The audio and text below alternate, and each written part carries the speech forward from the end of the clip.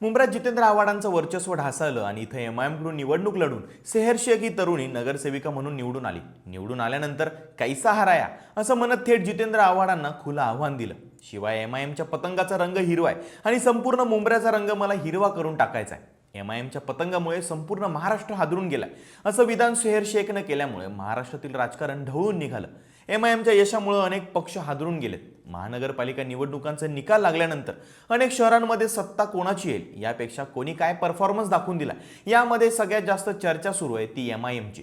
त्यातही एमआयएमच्या निकालावरून एक गोष्ट स्पष्ट झाली ती म्हणजे या पक्षाने काँग्रेसला रिप्लेस केले. कशावरून तेच पाहूयात आजच्या व्हिडिओमधून.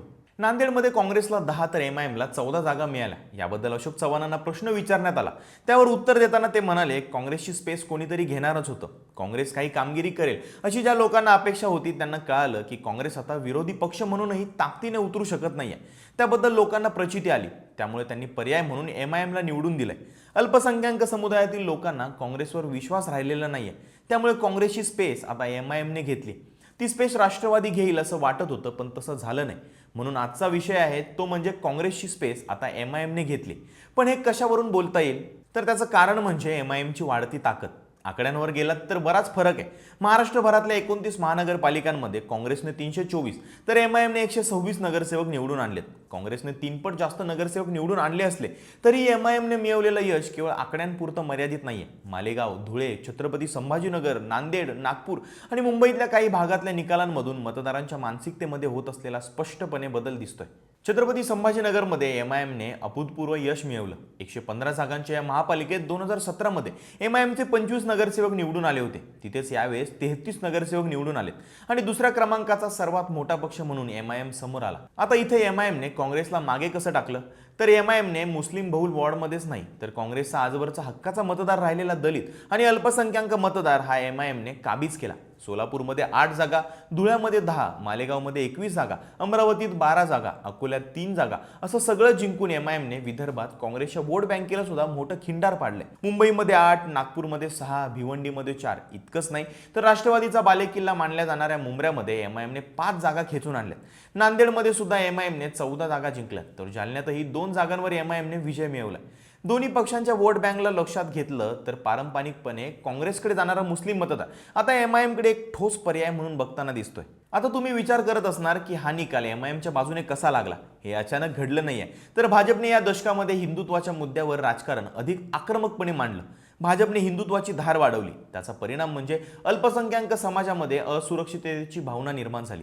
आपल्या प्रश्नांवर ठामपणे बोलणारा असा कोणता पक्ष आहे हा प्रश्न जेव्हा या समाजाला पडला तेव्हा नेमकं इथं काँग्रेसनं हात राखूनच अल्पसंख्याक समाजाच्या बाजूने विचार केला.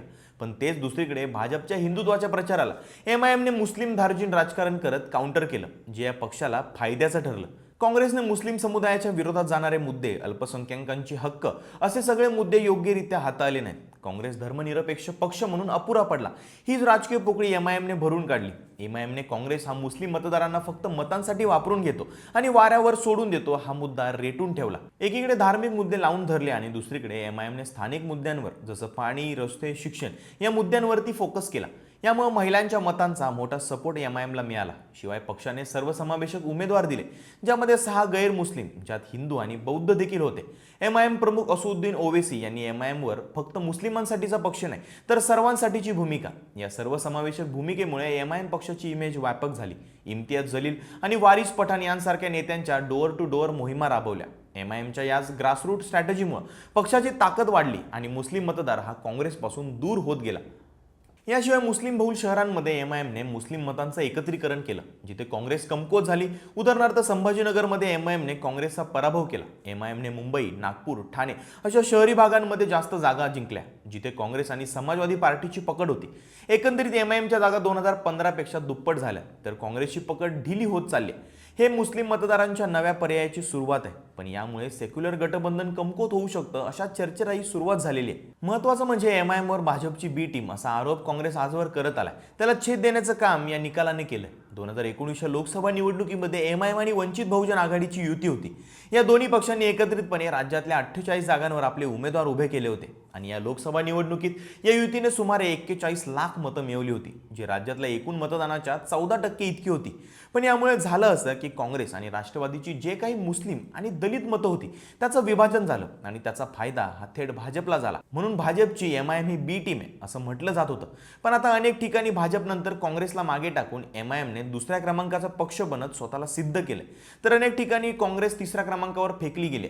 काँग्रेस समोरचा प्रश्न केवळ निवडणूक जिंकण्याचा नाहीये, तर आपली धर्मनिरपेक्ष ओळख पुन्हा विश्वासार्ह कशी करायची हाच आहे. असो, MIM आता केवळ मतविभाजन करणारा पक्ष राहिला नाहीये, तर तो किंग मेकरच्या भूमिकेमध्ये असलेला पक्ष बनला. छत्रपती संभाजीनगर, नांदेड, मालेगाव, धुळे, नागपूर, मुंबई अशा विविध भागातल्या निकालांच्या जागांमुळे MIM किंग मेकर म्हणून पुढे आला. जिथे स्पष्ट बहुमत नाहीये तिथे सत्ता स्थापनेमध्ये MIMची भूमिका ही महत्त्वाची ठरू शकते. एका वाक्यात सांगायचं झालं तर MIMने बी टीम पासून थर्ड फ्रंट पर्यंत मजल मारली हे नक्की. तुम्हाला या MIMच्या यशाबद्दल काय वाटतं आणि याने महाराष्ट्राचं राजकारण कितपत बदलेल? तुमच्या प्रतिक्रिया कमेंट करून नक्की सांगा आणि लगावबत्ती या YouTube चॅनलला सबस्क्राईब करायला विसरू नका.